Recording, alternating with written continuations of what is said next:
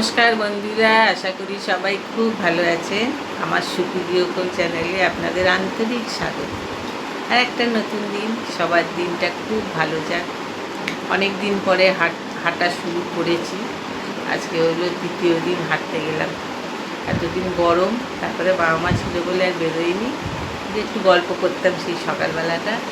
তা আজকে একটু অনেক দিন পরে হাঁটা চলা শুরু করেছি। আর যা ব্যথা বুথা হয়ে যায় না শরীরে, কী আর করা যাবে।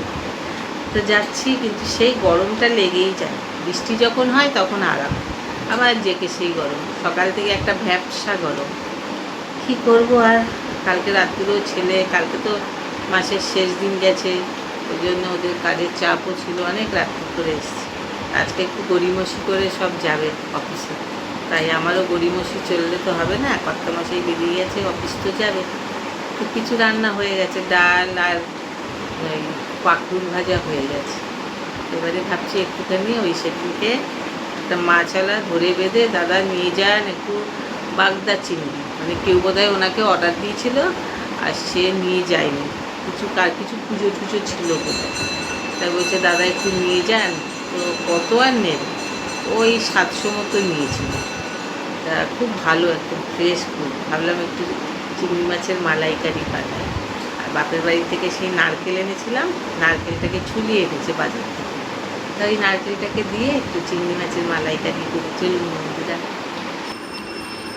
নারকেলটাকে ওই মালাই থেকে একটু খুলে নিয়েছি, পেছনের কালো অংশগুলো বাদ করে দিয়েছি। তাহলে মিক্সিতে একদম একটু জল দিয়ে পেস্ট করে নেব। আর আদা, পেঁয়াজ আর একটা কাঁচা লঙ্কা নিয়েছি। আলু খেতে সবাই ভালোবাসি, তাই একটু আলু দেব। নারকেলটাকে পেস্ট করে নিই। আমি এতে রসুন দেব না। চিংড়ি মাছের তরকারিতে রসুন দিলে অতটা লাগেও না রসুন, আমি দিই না। একটু জল দিয়ে, নারকেলেরই জল দিয়ে একটুখানি ঘুরিয়ে নিচ্ছি, একদম মিহি করে নেব। এইসব তরকারি তো সর্ষের তেল ছাড়া ভালো লাগে না। দিয়ে দিয়েছি সর্ষের তেল। মাছগুলোকে হালকা ফুলকা করে ভেজে নেব উল্টে পাল্টে। আর পরিষ্কার পরিচ্ছন্ন করেই দিয়েছিল মাছওয়ালা, আমাকে আর এর পেছনে কিছু খাটুনি করতে হয়নি, শুধু ভালো করে ধুয়ে নিয়েছি। পেছনের রগটাকেও বার করে দিয়েছি। আসলে রেডি মাছ ছিল তো, ভদ্রলোক নেয়নি, যে অর্ডার দিয়েছিল। যাই হোক, হয়তো আমাদের কপালে ছিল, আর বাকিটা হয়তো অন্য কেউ কিনে নেবে। খুব এই করছিল যে দাদা নিয়ে যান, এত কষ্ট করে নিয়ে এসছি। তা বাজারের দর থেকে অনেক কমেই দিয়েছে। সব কটা হালকা ফুলকা করে ভেজে নেব। এত ভালো মাছটা দিয়েছে, সত্যি খুব ভালো। মালাইকারি খেতে ভীষণ ভালো লাগে। চিংড়ি মাছ তো যে কোনো তরকারিতে পড়লেও খুব ভালো লাগে। ছোট ছোট চিংড়ি মাছও আলু দিয়ে বেশ ভালো লাগে। আমি একটু ইচ্ছে করেই আলু দিলাম, একটু তরকারিটাও বাড়বে, সবার খেতেও ভালো লাগবে। আলুটা একটু ভাতের মধ্যে মাখলে এত ভালো লাগবে। আর নারকেল তো পড়বে, আরও স্বাদ বেড়ে যাবে। নারকেল যে কোনো তরকারিতে পড়লে আমার খুব ভালো লাগে।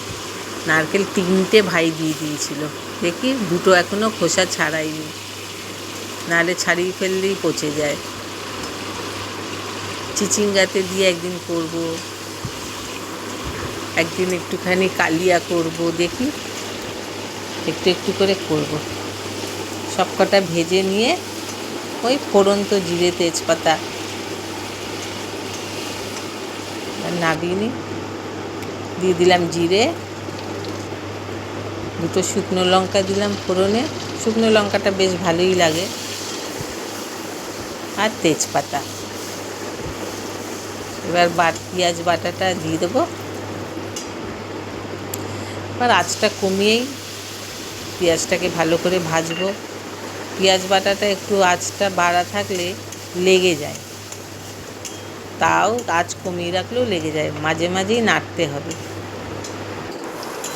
অনবরত নাড়ার উপরেই রাখবো। এই দেখুন কীরকম লেগে যাচ্ছে। আর আমি তো খুব একটা বেশি তেল দিই না, যার জন্য আরও লেগে যাওয়ার সম্ভাবনাটা থাকে। মশলা বলতে জিরে গুঁড়ো, ধনে গুঁড়ো, হলুদ আর একটু কাশ্মীরি লঙ্কার গুঁড়ো দিলাম, সুন্দর গন্ধও হবে, রঙটাও হবে। আর স্বাদ মতো নুন। এই জল দিয়ে দিয়ে কষবো। আর মাছ ভাজার তেলটা আছে তো, যার জন্য মশলাটারও একটা সুন্দর গন্ধ বেরিয়েছে। আমাদের বাড়িতে একটা নারকেল গাছের মধ্যে বাজ পড়ে নারকেল গাছটা পুড়ে গেছে মাথার দিকটা। তারপরে ওই বাবা মা তখন এখানে থাকাকালীনই ওখানে গাছটা দেখে এসছিল, ওই আর কি লোককে বলেছিল, কেটে নিয়ে গেছে। দিয়ে দিয়েছি এই আলুটাও, এবার আলু দিয়ে ভালো করে কষবো। খুব ভালো একটা গন্ধ বেরিয়েছে, রঙটাও খুব সুন্দর এসছে। তো সেই আর একটা নারকেল গাছ কমে গেল বাড়িতে। কাকটা ওখানে বসে খুঁজে যাচ্ছে কি খাবে।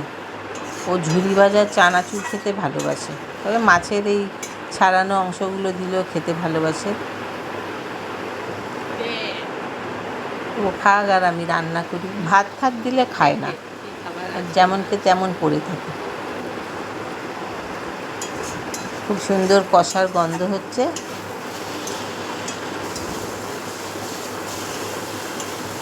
মশলা এবার লেগে যাচ্ছে, মানে এবারে কষা হয়ে গেছে। দিয়ে দেবো এবারে নারকেলটা দিয়ে একটু ভালো করে কষে তারপরে ঝোল দিয়ে দেবো।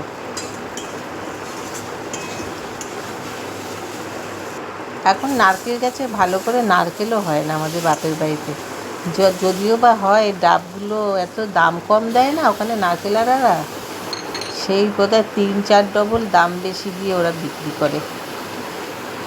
দিয়ে দিলাম নারকেলটা, এবার নারকেল দিয়ে একটু ভালো করে কষবো। নারকেলটা দেওয়াতেও আর একটু সুন্দর গন্ধ হলো।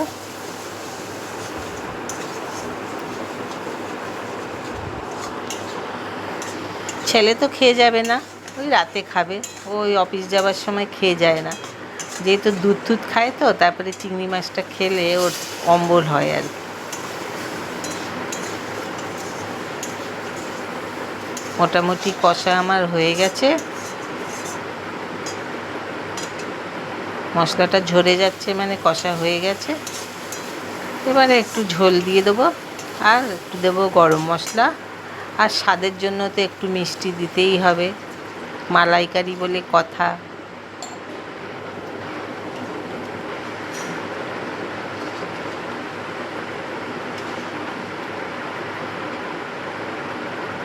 দিয়ে দিলাম গরম মশলা আর একটু মিষ্টি, ব্যাস। এবার মাছগুলো দিয়ে একটু ফুটতে দেবো। সবই তো হয়ে গেছে, শুধু একটুখানি ফুটবে আর একটু মিশে যাবে, ব্যাস আমার তাহলে রান্না শেষ হয়ে যাবে। কালারটা কিন্তু জব্বর এসছে। দিয়ে দেবো ঢাকা, তারপরে আবার আসছি। এবারে হয়ে গেছে আমার চিংড়ি মাছের মালাইকারি।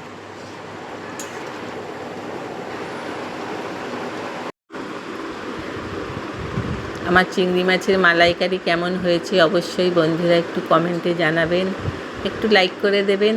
আর কমেন্ট পেলে তো খুব ভালো লাগে, কমেন্ট করতেও আমার খুব ভালো লাগে।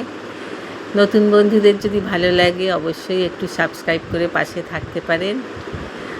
আর পুরনো বন্ধুদের আমার অসংখ্য ধন্যবাদ আমার ভিডিও দেখার জন্য। আর সবাই পুরো ভিডিওটা একটু দেখলে ভালোই হয়, আর আপনাদের কমেন্টে আমি আরও উৎসাহিত হই। আজকের ভিডিওটা এখানেই রাখি বন্ধুরা। সবাই খুব ভালো থাকবেন, সুস্থ থাকবেন, যে যেখানে আছেন সবাই সবার খেয়াল রাখবেন। আর একটা নতুন ভিডিওতে দেখা হবে। আজকের মতো আসি, কেমন বন্ধুরা? সবাই খুব ভালো থাকবেন, টাটা।